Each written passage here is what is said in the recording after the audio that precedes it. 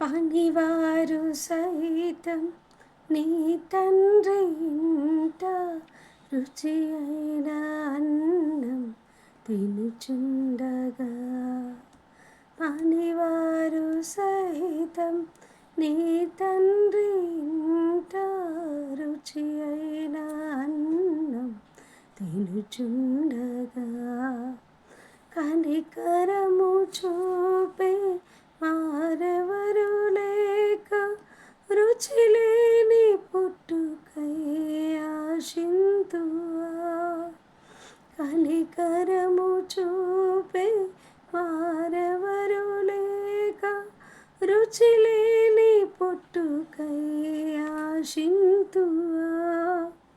ఓ చిన్ని తనయా, నీకిన్ని శ్రమలేనయా,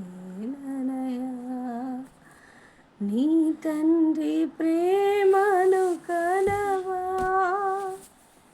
నీ ఇంటికి తిరిగి రావా. ఓ చిన్ని తనయా, నీకిన్ని శ్రమలేనయా, నీ తండ్రి ప్రేమను కనవా, నీ ఇంటికి తిరిగి రావా. చాచిన చేతులతో ఎదురు చూచుచుండేను, వేచిన నీ తండ్రి కనులు నిదురనెరుగక ఉండేను.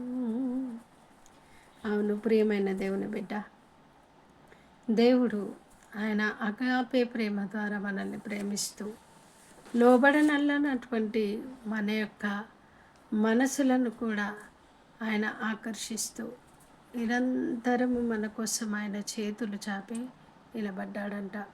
ఇంకెప్పుడు నా బిడ్డ వస్తాడా, ఇంకెప్పుడు నా బిడ్డ వస్తుందా అని ఆయన ఎదురు చూస్తూ ఉన్నాడు. ఆయన ప్రేమను నువ్వు ఒకవేళ తెలుసుకోలేవేమో, ఇంకేవేవో ప్రేమల కోసం నువ్వు పరిగెడుతున్నావేమో. అయితే ధరలో ఉన్నటువంటి ప్రేమలన్నీ కూడా స్థిరం కావు. ఒకరోజు అవి మనల్ని విడిచిపెట్టి వెళ్ళిపోయేటివే.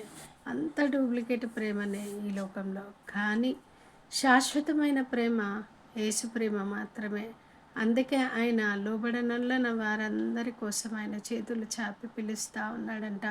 ప్రియమైన బిడ్డ, ఈ దినాన నువ్వు దేవుణ్ణి చేరుకుంటావా? ఆయన నిన్ను అడుగుతూ ఉంటున్నాడు, బిడ్డ నువ్వు నా దగ్గరికి వస్తావా? ఎప్పుడు వస్తావు? నేను నిన్ను సృష్టించాను, పాపం వలన నువ్వు నాకు దూరం అయిపోయావు. ఆ పాపమునకు ప్రాయచిత్తము చేసి నేను రక్షణ కార్యంలో సిద్ధపరిచాను. అయినా నువ్వు నాకు దూరంగానే ఉంటున్నావు. నువ్వు ఎప్పుడు వస్తావని ఆయన నిరీక్షణతో చూస్తూ ఉన్నాడంట. ప్రియమైన దేవుని బిడ్డ, మరి ఇప్పుడు వస్తావా? ఆయనకు నీ హృదయాన్ని అప్పగిస్తావా? దేవుడు నీ హృదయాన్ని మార్చి మంచి హృదయంగా చేస్తాడు. పాపరహితమైన హృదయంగా చేసి ఆయన కొరకు నిలబెడతాడు. అట్టి కృపచేత దేవుడు నిన్ను దీవించి ఆశీర్వదించునుగాక. ఆమేన్.